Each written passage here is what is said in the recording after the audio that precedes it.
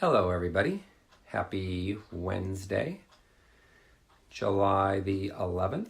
It's my older brother Dwayne's birthday today, so a shout out to my brother Dwayne in Fort Wayne for his birthday.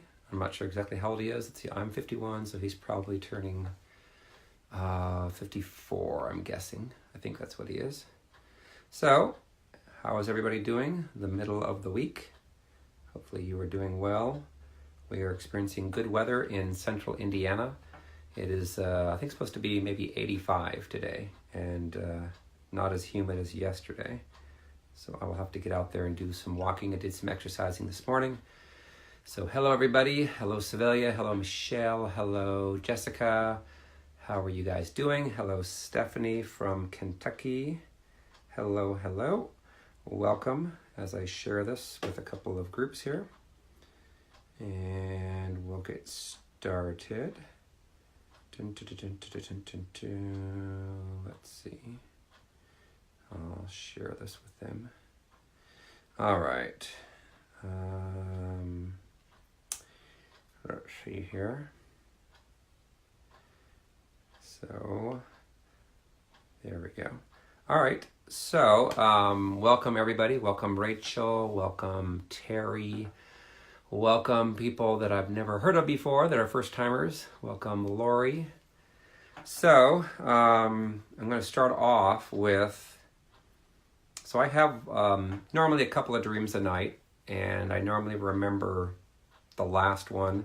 If there are other significant ones the Lord wants me to remember, then I will normally wake up and then write them down so that I can go back to the dreams that I have if I need to have insight, and then have the Lord explain them to me. So I've had dreams a lot the last, 8 years or something since I've gotten my deliverance. That's one thing I'll say, that if you've never gone through deliverance, then you oftentimes get your dreams blocked or you don't remember them. So I had a dream, and the dream that I had was a guy that has helped me with my internet, with my website.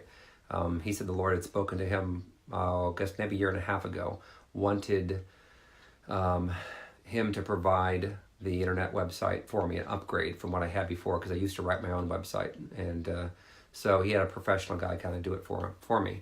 So anyway, I had not talked to him for a year, and really hadn't thought about him much. He's from Indianapolis, and great guy, loves the Lord, and is a chiropractor by trade. So anyway, I had a dream about him. I was actually having a meal with him at Starbucks, and we were talking about the ministry and how it was growing and so forth. And then I woke up from that dream. That was the last dream I had on Sunday morning. And then the Lord spoke to me and said, I want you to get together with him. And I was thinking, oh, all right, well, maybe I can. I'm going to actually be coming through Indianapolis for a couple of days before I go on up to Canada and then out west. And then I'll be gone for several months and not be back in Indiana until I don't know when, maybe November, Thanksgiving or something. So a long time. So I reached out to him, and he happened to be in Jamaica with his family on vacation. So I said, hey, I had a dream about you, and I think I'm supposed to get together with you. I'm not sure why, but if you're up to it, if you can. And so he said, well, there's only one time I can do it, and that is Tuesday night. So we met last night. He picked the place. It was the Starbucks, just like was in my dream. And so I'm explaining to him what the Lord's doing with expanding the ministry, with getting people set freed, from these spirits that are causing them to behave controlling and manipulatively in their marriages and in churches and in schools and in business. Groups, psychological people would often call them narcissists, that are very strong, spirited people that have been affected by father wounds, mother wounds, and being sexually violated, which causes them to hear the voice of the enemy, which ruins their relationships. So that's the long and short of it. And so I'm telling him about a little bit what the Lord's doing, and he's just, amazed and at what God is opening up the doors, and how many people around the world are now finding out about this and then sharing this and then reading the books and watching the TV programs and just seeing results in their lives like they've never seen before. Crazy, amazing stuff, which is great. Love it. Because again, that's what people want. They want the truth. I want the truth. If I don't know the truth, then if someone can enlighten me and then can prove it and I can see results from that, then I'll go with it. as long as the Lord, of course, is in it. So anyway, I share all that stuff with him. He gives me some insight as to some things to do, with as the ministry grows, with some sharing of information, other maybe platforms that I should be speaking to, and so forth. All that stuff's great. And we only met for like an hour, and then I had to go work with another lady on some ministry stuff, and then he had to go pick up his son. So ultimately, went about my way, did what I needed to do last night to get some more ministry stuff prepared. I've got a friend that's helping me out with uploading my Facebook Lives to YouTube, because there's a lot of people on YouTube that aren't on Facebook. And plus, I can take those I can take the YouTube videos and pop them on my website for people to help them. So, all that being said, last night, I don't know, it's around 11 o'clock, I check my email and I see that he made a donation. And I'm like, what? I wasn't expecting that. He's already helping me out. And it was a sizable donation, and it was like a monthly donation. And I'm like, oh my goodness. So I asked him, I'm like, why did you do that? And he said, well, because, he goes, I want to sow into a world-changing ministry. And he goes, and that's what I sense with Restored to Freedom. It is literally helping to change the world, changing those that are in the churches that are suffering in these spirits, which pretty much every church in the world has a problem with this. If they're not going through a regular addressing of these spirits of Jezebel, Leviathan, and Ahab and getting people delivered, which is probably less than 1% of the churches out there. So I was blessed. I was shocked. I couldn't believe it. I was so thankful and grateful, because again, I don't really feel comfortable ever asking for money. Just not who I am, even though I used to work and make a lot of money when I was in software sales, selling to banks and so forth. So anyway, I was greatly blessed by that. And I guess the Lord wants me to kind of share that with you, that if you're having dreams that are coming from the Lord, pay attention to them. Ask the Holy Spirit for the interpretation, because he may be leading you to connect with someone, or he may be leading you to avoid someone. Because again, if people have those spirits of Jezebel, Leviathan, that are called narcissists, they're very selfish, self-absorbed, you may want to stay away from them completely, and not have anything to do with them, if they're not going to change, if you've approached it and broached that subject with them. So, but pay attention to the dreams, and some dreams I know we have are just dreams. They're just whatever. I have a lot of dreams where I'm doing ministry and stuff, because that's what I'm doing. So I think that's probably why I have those. But there's some specific ones where I remember certain people that are in the dreams that I need to pay attention to, and I think that we all need to. So the topic of the day is called Understanding Why Relationships Get Broken and How to Fix Them. Again, I had no clue back in 2008. Went to church my whole life. Never heard anything about what I'm doing, preached or spoken about or taught. And great messages, they made me feel good most of the time. Sometimes made me feel, convicted, which I needed to be. But it didn't really come down to changing my life as much as when I went through what I went through and then came out of it. And I remember when I was going through this back in 2009, again, I was married to a woman that had been hurt from her father and mother and 3 other divorces that she went through. But it taught me how real that these demons really are. Again, I came, through a Christian background growing up, and I believed in demons, but I didn't know how they actually affected people. I didn't believe that Christians could have demons, even though my grandmother was kind of weird and supposedly did deliverances, and I was going to never do that in my life. So ultimately, through a series of events, I was able to learn how they do affect people, and how they do affect Christians. Just because you ask Christ into your heart, the demons don't have to leave. They can still stay there as long as you have any bitterness in your heart towards someone that's hurt you, as long as you have any pride that's in you. They have a legal right to continue to torment you. They doesn't mean that you're possessed, but it sure does mean you're being tormented and oppressed by them. So that makes sense. But I didn't know that. I didn't know it until I went through what I went through, until I had a son that essentially got touched inappropriately by a 9-year-old when he was 8, and it messed him up. For 10 years, we put him in Christian counseling, spent thousands of dollars, got no results from it. Said he had ADHD and ODD. Didn't do anything. All it did is waste a lot of my money and frustrate me, and couldn't fix it. And then went through a divorce I didn't want to go through. And then I got remarried to my second wife by design, by the Lord, to go through a lot of hell for 6 years. Again, she would be considered a narcissist, very prideful. The whole family was, and it's very sad. But I could see her because the Lord showed me through His eyes what she was going to do to me, and that I was going to love her through it, love her like Christ loved the church, He said. And I had to keep quiet about it. I had to just take it and not tell anybody in the world about it. So I had to really let that spirit unleash itself on me so I could really learn what that spirit was like. And then I would have essentially an anointing after that to help people get set free from that once I separated. So that's what we've seen. We've seen thousands of people around the world now getting delivered, which is great.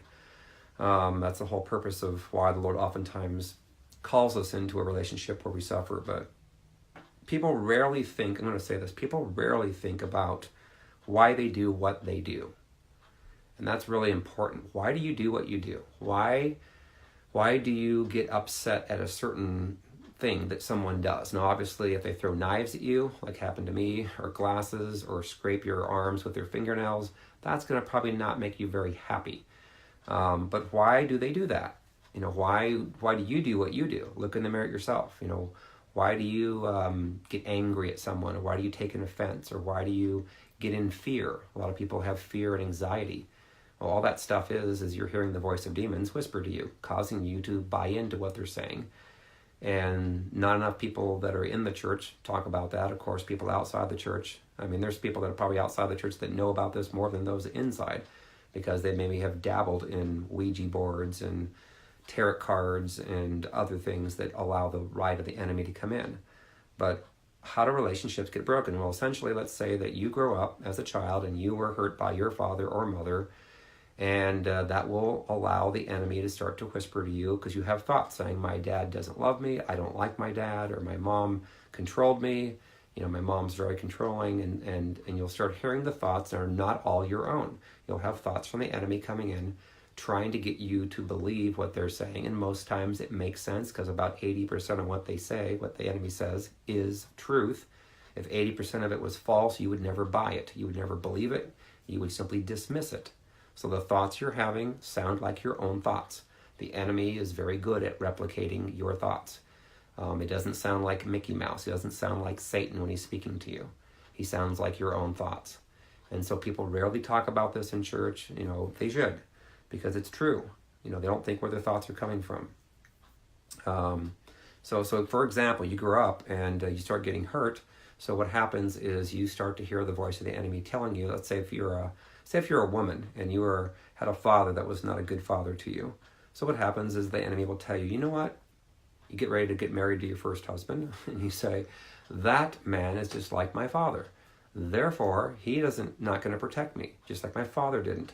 Therefore, you're going to have to tell him what to do, and don't let him tell you anything, because if you do, he'll be just like your dad, and you'll end up getting hurt more.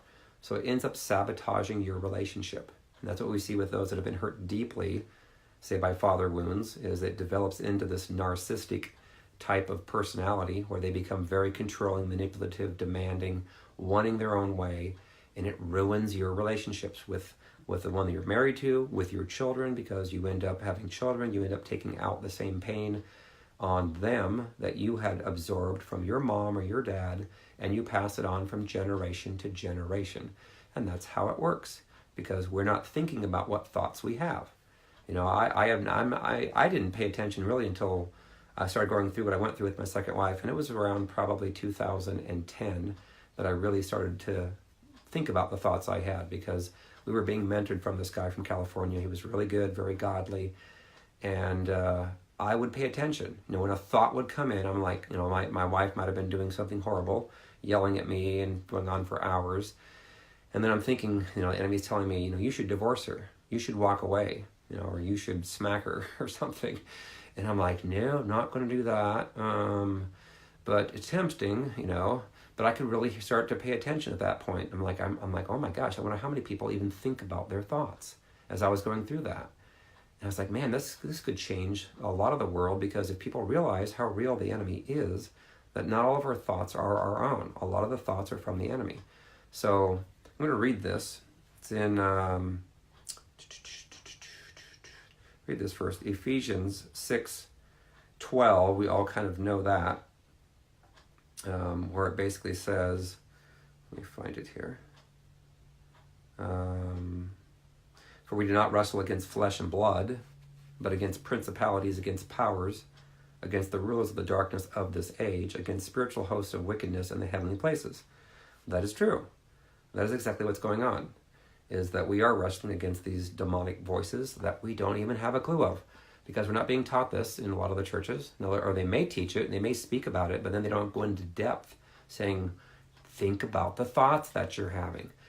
Because what will happen is you'll have the enemy tell you a thought, like for instance, this actually happened. This is a woman that was down in Houston and told me this.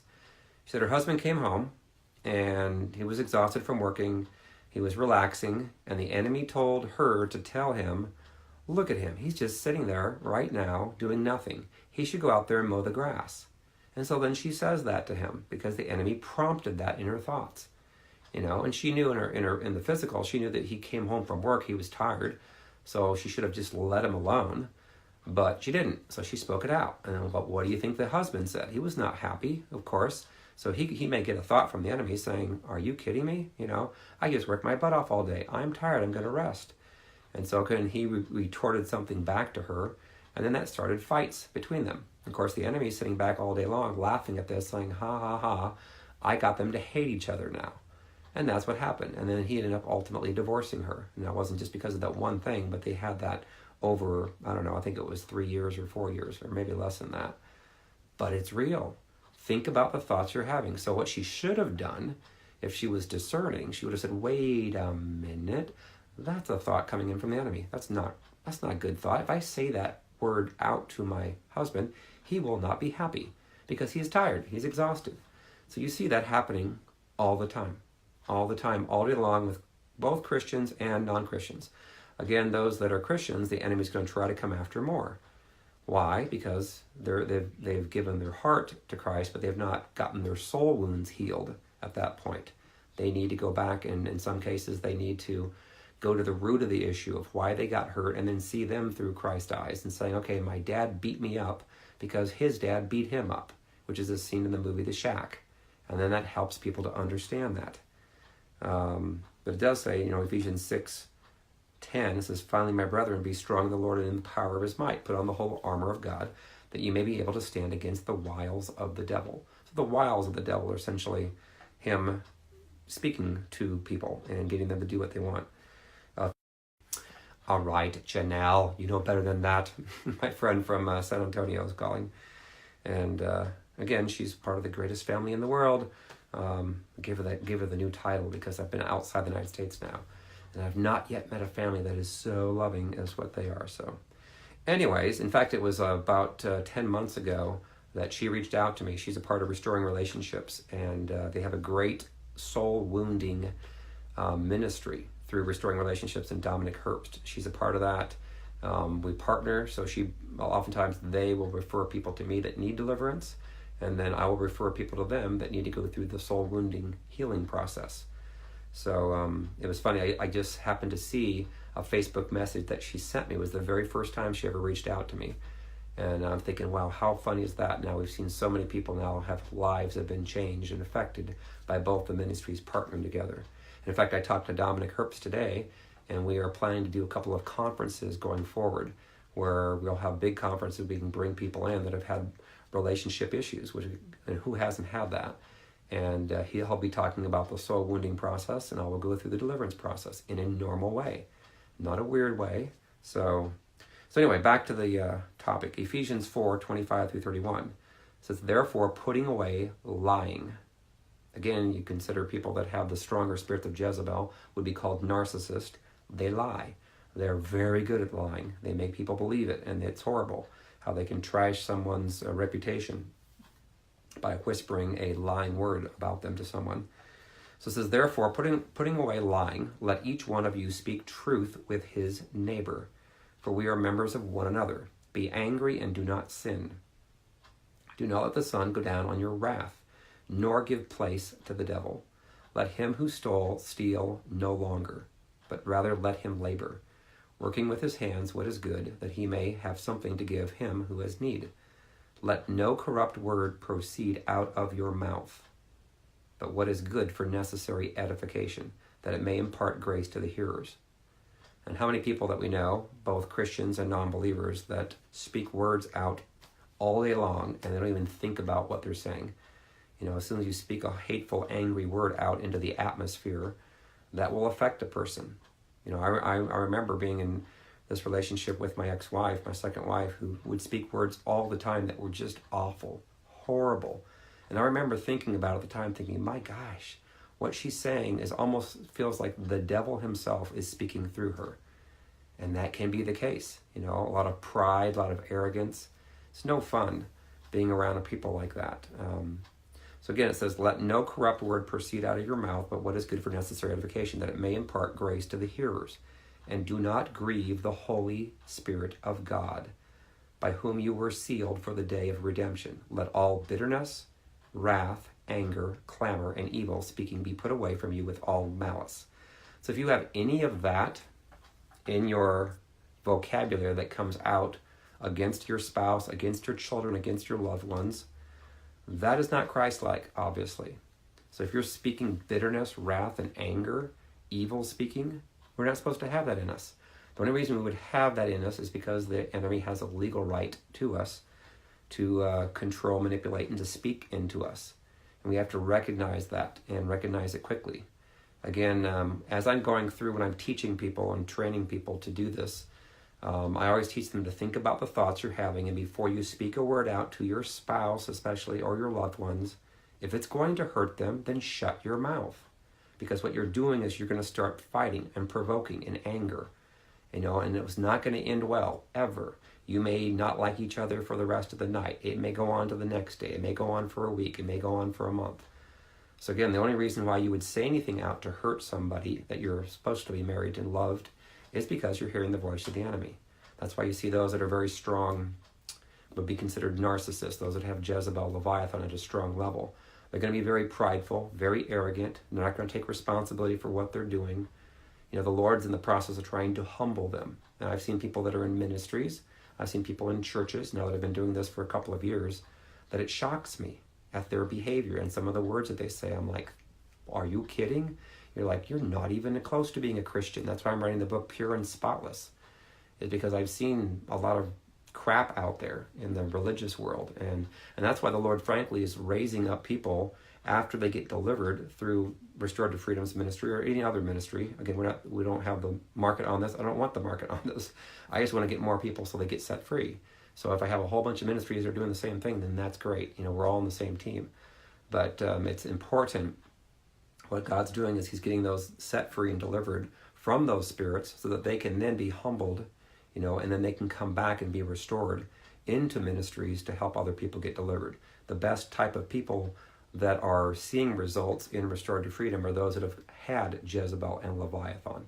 There's some that have an Ahab spirit, but I oftentimes see those that have a stronger Jezebel bent, that want to control and manipulate and lie and be jealous. Because when they get set free and they truly get freed, they're humble. They're a different person, completely a different person. And then at that point, they can then be restored into a ministry to help other people and truly love them. People can really discern well if they are a godly person or not. Oftentimes it's because of the voice, the way that they speak. If they're very controlling and mean, loud-mouthed, know-it-all type of person, I don't know it all. I'm learning this along with everybody else. I've learned a lot since 2009, and I think a lot of it's very helpful because I wasn't a pastor, I wasn't an evangelist, I don't even know what I am. I just call myself a kid from a cornfield because that's where I came from. I came from a cornfield in Indiana, northern Indiana. I sold software to banks, got a degree from Purdue University, and then I had stuff happen with my son first, and then getting married to my second wife. So, that all being said, what I've learned is how real that these demons are at getting us to listen to their voice, and then we do what they say, and we speak it out. We need to shut our mouths and listen to what the voice is telling us. And if it's going to hurt those that we're speaking to, and if you can't say it in love, then it's better left unsaid, to let it go. If the person's not able to receive it, you try and force feed it down them, that's not going to go well for you. They'll deny that they have the spirits of, say, Jezebel or Leviathan. That's why you have to be gentle. You have to let them come to their own conclusion, let the Holy Spirit reveal to them that this is the truth. And then once you have that, then they can get set free and delivered. And it may take them months. Maybe the first time they actually hear this message, they might receive it initially, but then that spirit's going to maybe still try to come back on them saying, oh, you don't have that. Don't listen to this. This is a bunch of crap, blank, blank, blank. And then you buy into that, and then you can get that spirit to continue to whisper to you, and it continues to ruin your relationships. It's the number one reason the Lord told me for striving in any relationships is people are hearing the voice of the enemy, of demons. And again, if the enemy has a legal right because they've gained access because of father wounds, mother wounds, sexual violations, that's the reasons why, then they will continue to hear them. It'll be like they're in their house. Wherever they go in their house, the demon follows them and tells them what to say, what to think, what to do. And it hurts their relationship. So if we are hurting anyone that we are married to, if we're hurting anyone that we maybe are at work with, we try to control, manipulate, think about what thoughts you're having. When you start to think about it. In fact, I remember I was working with a guy, he's worth $500 million, and I was speaking to him over like FaceTime, and he could hear the enemy constantly on him. The enemy's telling me this, the enemy's telling me not to listen to you on this, and da-da-da-da-da-da. So finally the Lord spoke to me and said, ask the enemy for his name, the demon. So I said, okay, I'm going to do this. So I said, what is your name? And then he said, he didn't hear anything. It was quiet, it was peaceful. So then the Lord said, command it to tell you his name. So I said, I command you, tell me your name, in Jesus' name. And then he heard the name Ahab. He's like, oh my gosh, what the heck's an Ahab? So then I was able to take him through deliverance within a couple of seconds, after that. And he felt better. Didn't hear the voices as loud. The next day we did it again. He heard some more voices, and it was Leviathan. The next day was Jezebel. He got completely set free from that. And then he was laid back. He was calm. He was peaceful because he was not being tormented constantly. But that was wearing on his relationships. He had no peace. He was tormented. All these people that are in strife with other people. A lot of times you have people that have Jezebel that will never look in the mirror at themselves. They will point the finger at you and accuse you of having it when they have it. But it's the number one reason for strife in relationship. It's the number one reason for divorce, period. And that's what we want. We want truth. I want truth. If this wasn't true, then I wouldn't see the results I'm seeing, getting people delivered. And it's not easy getting them delivered from these spirits. These are the strong men of the enemy's territory. Jezebel, Leviathan, Ahab. They're the terrible trio of the demons out there. Sure, there are other demons out there, but these are the ones that cause the most conflict between relationships, the most problems within the church. So you get delivered from these truly. And again, to get delivered, you have to choose to forgive those that hurt you. You have to repent for your pride, and you have to then command the spirits to go. That's the basics of it. And again, we do that all the time, every day. Restored to Freedom, we're now up to, I think, 55 people in 6 countries that are doing these deliverances. And it's amazing to watch, getting the results back every day from new people. Anyway, I'm getting busy. I'm traveling a lot more, and I was traveling a lot to begin with, but now I'm getting more people that are wanting me to come to speak. Bigger opportunities are opening up. Larger churches now are starting to receive and say, you know what, there's something to this. And I'm like, yeah, there is. Again, when I do my stuff, I come into, say, a church, and I just explain my testimony, matter-of-factly, and people can receive that because it's truth. I'm not lying about anything. This is what happened to me. And then Holy Spirit will convict those that are operating in those spirits, and at the end, we get them delivered. We take authority. We shut down any stuff from happening, so nobody does any manifestations, nobody vomits, nobody does weird stuff, because we don't let that happen. We don't tolerate that. And it's working. More people around the world, more people that are in churches, more people that are even not Christians that are watching this are getting delivered, because they're like, you're explaining my spouse to a T. Those that are married to those that are considered the very strong Jezebel, Leviathan spirited people, those would be considered narcissists. And the medical community said there's no hope for them. Well, there isn't as far as drugs are concerned, but there is if we can get them to see that these spirits are real. And that's what we try to do, is to help people to realize this. And it's not easy. I know that. It'd be easier for me to stay in the business world and sell software to banks. I was involved with internet banking software companies, Digital Insight that was acquired by Intuit, if you know of TurboTax and Quicken. Most people do. So I was working with those types of relationships but I was funny because I was a relationship manager. That was my title, relationship manager. Do you think God has a sense of humor? What am I doing now? I'm managing relationships now, helping others that are struggling in their relationships to help them get set free. And they are. Every day we're getting people set free. I see Patty Velas on here. Patty and her husband had a great time in Destin, Florida. They saved their marriage. Again, they were dealing with these spirits, and they didn't want to, didn't know that they were. They went to all these counselors and pastors, renewed their vows. None of that worked until they got to the root issue. And the root issue is always going to be demonic.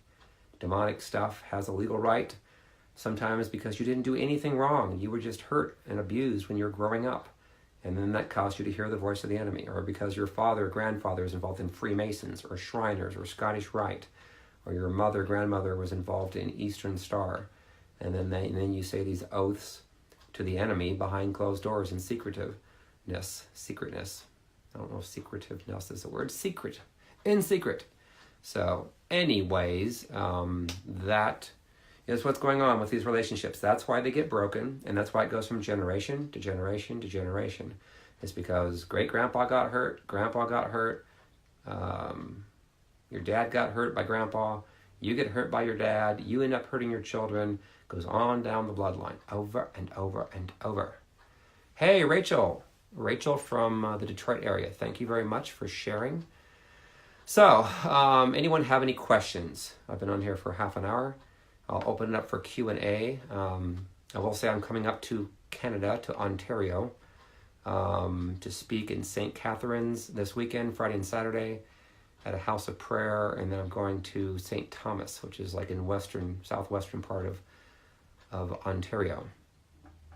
And then I'm heading out west to Montana, going to Billings, and then near Eureka, and then look like I'm going to Heart Butte, I think is the name of it, and some Indian reservations that are around there, and then heading out to Idaho and Washington, and make my way down to Oregon, and then California, and then Arizona, New Mexico, back to Texas by October.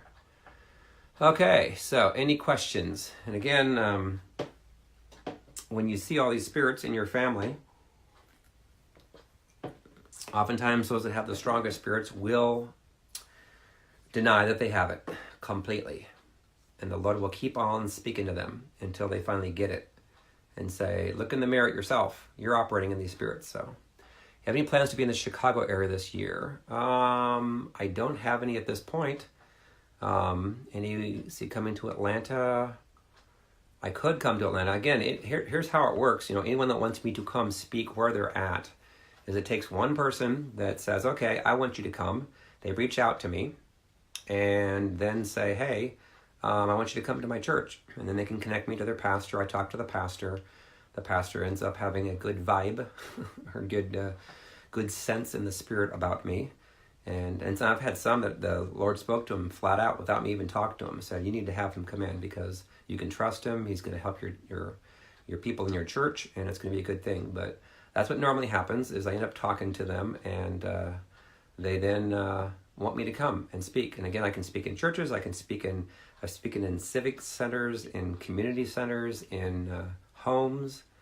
I'd say probably, 40% of the time I'm going to homes. So if you can have a home that can fit 20, 25 people, then I can come. Again, I'm going out west. The Lord told me to go out there. So if you're out in California, I talked to a lady from Malibu yesterday. I'm going to probably go to the church there in Malibu in mid-September or early September. But I'm specifically I'll let you know, in July, I'm pretty much booked out now. August, I do have some opportunities like the second week of August through the end of August. But I will be in the area of Washington, Idaho, Oregon in August, and probably Northern California the end of August. And then the month of September, I'll be in California for probably a couple of weeks. And then I'll be working my way to Arizona, maybe the third week of September. And then the last week of September, I am looking to go to the Dallas area, and then Houston, and then up to Tennessee, October the 13th, the 14th, and also to, let me see, also to, after I go to Tennessee in October 13th and 14th, I'll be going to Kentucky, October 21st. So anyway, that's how it works. If you guys want me to come out to wherever you're at, you need to reach out to me. Send me a private message, and we can get this done. You know, that's how the Lord does it. The Holy Spirit speaks to someone, they want me to come, and then I end up doing it. There's a woman I talked about, her name's Janelle from San Antonio. She reached out to me. At the time I was in Houston, and I had the opportunity to go back to Kentucky, and the Lord told me to stay in Houston. I didn't know why. So I stayed there, and like within hours of that, Janelle reached out to me from San Antonio. I had never been to San Antonio to do ministry before. And then she basically said, hey, you know, I have a ministry. I think it would be a good fit if you'd reach out. And so I did. And then I went to San Antonio that weekend and actually did ministry there. I did with a lot of personal sessions that took place. And it was awesome. It was amazing. We actually had people that flew in from Mexico, like on a less than 24-hour notice to come meet. And I'm like, what? That's crazy. You know, how do you even do that? You know, nobody's even heard of me. And they're like, oh yeah, we have. And I'm like, no, you haven't. I go, I'm a nothing, nobody. So anyway, that's how it works, is reach out to me private, and I can do ministry throughout the week. So in the evenings, you know, I do oftentimes a Friday night deliverance and a Saturday training and equipping. So anyway, if you are on Facebook, again, send me a private message. If you send it through Restored to Freedom, I don't see that as often, but I will see at least, I think, once a day. If you send me a private message directly, I get that immediately. I may not be able to get back with you for a couple of hours because I'm getting over 100 or so a day, but that is how it works. And again, as far as the charges, normally I receive around $500 as the kind of a honorarium, I guess you call it. But again, it's not that hard. If you have 25 people and they chip in $20, then that's the $500. That helps basically to pay for the gas to get wherever I need to go, as well as to be able to eat. And oftentimes I'll stay in people's homes. That cuts down on pricing as well. Probably 80% of the time I stay in people's homes.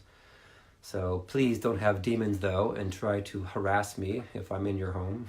I can sense that pretty easily. Most of the times people are very good, very godly. I think I only had one occasion where it wasn't the best experience for me that I won't repeat. So anyways, that's how it works. And again, I understand that if you're in a church or in an area that they have a lot of people that have Jezebel Leviathan that would try everything they could not to get me to come. I get that. Unfortunately, because that's the spirits in them. That's how real it is. They don't like me because I might upset the apple cart for them. But ultimately what they don't realize is if they get delivered, they get blessed. Because the Lord can financially bless them because they can be trusted now. I see a lot of that happens when they truly get set free. So it's a good thing. It's a win-win, but understanding those demons are real too. They don't want me to come around them. So anyway, any other questions or any other, again, you can reach out privately. I don't have time sometimes to go back through all these questions that pop up on Facebook Live. But I will say this, that we are going to look to start converting all these to YouTube, so that way people can share them a little easier, because what happens on Facebook is I post things about where I'm at on my personal Facebook page, or sometimes what I'm eating or where I'm working out at, and that takes up bandwidth, and then you have to scroll down forever to find the teaching that I had done a long time ago. So this way it will be done by date, where you can go out and it'll say Facebook Live teachings on YouTube. I have, I think, 9 or 10 that are out there. I try to pick the best of the best to put out there. I don't put them all out there every single time. In fact, frankly, I didn't do it because it took time to do it. Well, now I have a person that's helping me do this, which is great. So anyways, anyone else have any questions for me? If not, I'm heading to Cleveland tomorrow. Going to spend some time with a couple of new friends that I just connected to last weekend. And God is all over that. So what about pastors with Jezebel? Well, they're nasty, Sevilla. That's what they are. I tell you what. So I had a pastor that had Jezebel that actually went to his church, and so did my ex-wife. And they got in cahoots and were lying about me. And he ended up encouraging her to divorce instead of getting delivered. So I wasn't real happy with him, but I didn't get mad and blast him in front of the whole world. So what happened was, after the divorce was final, back on November of 2015, he came to confront me. And the Lord told me to confront him back, so I did. I had a dream, actually, too, that church was going to be shut down. His church was going to go from 200 people to 20. And so I confronted him for some of the stuff he was preaching that was crap, and preaching, also his son-in-law was doing stuff that was corrupt, and so confronted them on that. Nobody would have done that in the Indianapolis area, but the Lord anointed me to do that in front of my pastor. And they didn't want to receive what I said. And so the Lord gave them time to repent. They wouldn't, and he shut the church down. Within a year, it went to 20 people, like was in my dream. So all those that had Jezebel that attended that church were like, oh my gosh, what do we do now? We don't have a Jezebel church to go to. We don't have all this prideful stuff anymore that we can be lifted up in pride and so forth. So anyway, that's what I have seen, is those that have Jezebel that are pastors will not have their churches grow. Oftentimes they'll have people that will leave, and oftentimes they may have problems within the church. There may be issues with, with their music systems, with their videos, with all kinds of things, because the Lord is trying to get them to be humble, to realize they're operating in that so that they can get delivered. So, but it is bad, and again, I see a lot of pastors that are Ahabs, that have a Jezebel wife or Jezebel people that are around them that are leaders. But you see oftentimes that they have each other's back. They try to support each other. And then the Jezebels that are supporting them, the Ahabs, they know they can do whatever they want. So they want to keep that pastor in place as kind of a leader/puppet, so that they can still control, manipulate other people and make themselves look good. So, yes, my books are on Amazon.com in paperback, Kindle, and Audible. You can also get them in Audible on iTunes or audible.com. But that's where they're at. I'm the one that actually reads my books. Did the whole thing. It was not fun. Unfortunately, my friend Tina did the editing of those books on Audible because she caught some mistakes I made. I'm pretty detail-oriented, but when I'm wearing 1,000 hats, it can be challenging. So, all right. Do Pentecostal apostolics ever listen? Yeah. I mean, there's people of all types that are listening. I mean, I have had Baptists, I've had Catholics, I've had Jewish people, I've had people that weren't Christians. So I've had people of all types that have actually listened, and the Holy Spirit speaks, because what I'm speaking is truth. Now, there's some that will want to reject it. That's fine.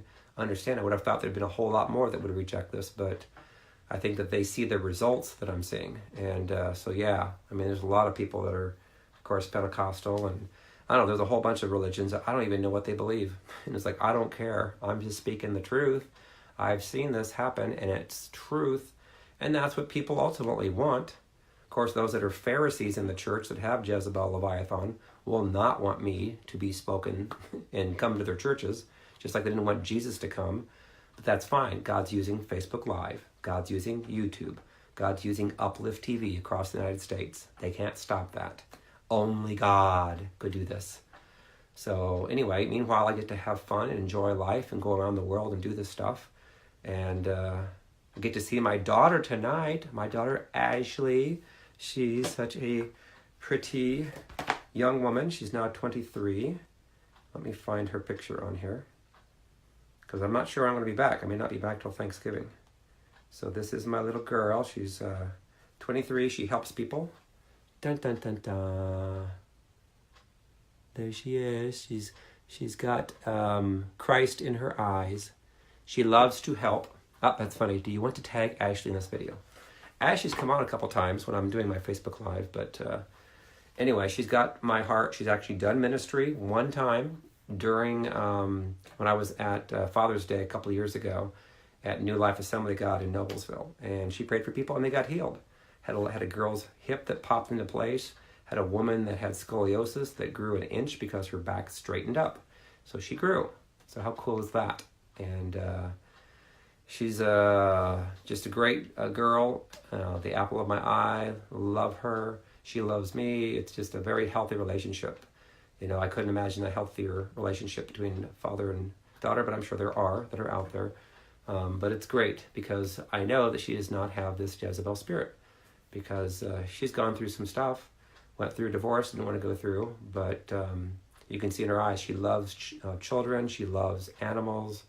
She helps people right now in her job, is what she does. She goes around and goes into their homes and helps them with paying bills, helps them with medication, with questions, and loves on them and brings love with her wherever she goes. So anyway, she's awesome. I also have 2 sons, Austin and Jordan, that I love dearly, that are also equally loving of people. My whole family, in fact, I believe that at some point they're going to all be working for me in ministry, and we'll travel around the world together, like that family that was on The Sound of Music, when they went and traveled and they sang, "The hills are alive with the sound of music." So, except this will be more of a deliverance type ministry. So, but we'll do it in a cool way. We'll have fun. We'll laugh. We'll joke. I know I talk about serious subjects on here a lot, but if people know me, I do have fun. I do laugh. I love to have. I laugh a lot, and I mean, it's more fun to laugh than it is to get angry and mad and take an offense and blame and be angry at my ex-spouse for torturing and all that stuff. Give it to God, let him take it, and go about your business and love people. And but it is true. I'll say this. I posted this I posted this on Facebook, that a lot of times people are they're not sure how to receive it. Like, should I like this or should I not? And it's like, do not confuse the unconditional love of God for his condoning of your actions that are contrary to his will, because you'll have consequences, and they're there for a reason, to help us choose right. The Lord's not going to bless us if we're out there sinning all day long. That gives the right of the enemy to come in to do things that are not good to us. So ultimately, we want to make sure that we operate out of a pure and spotless heart.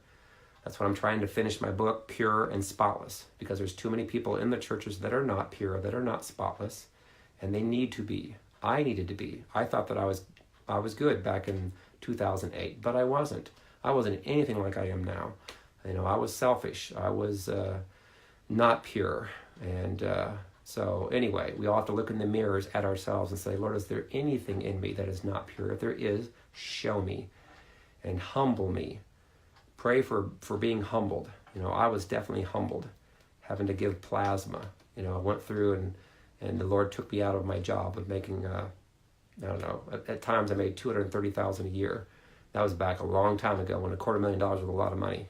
I think it still is today. But ultimately, I went to giving away all the money that I'd saved up and choosing to serve God. And it's worth it, every bit of it.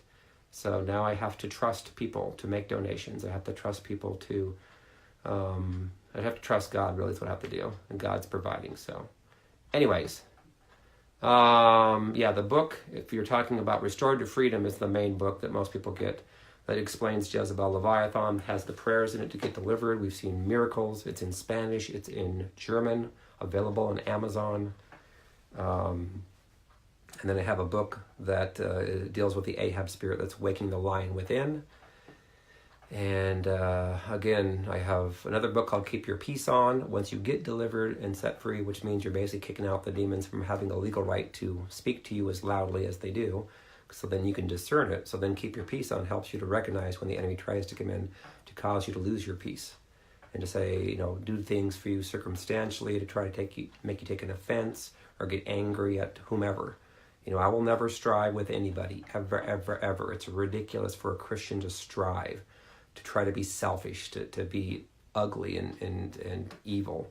That's ridiculous. A servant of the Lord, it says, must not quarrel. 2 Timothy 2:23-24. Servant of the Lord must not quarrel, but be gentle in all their ways.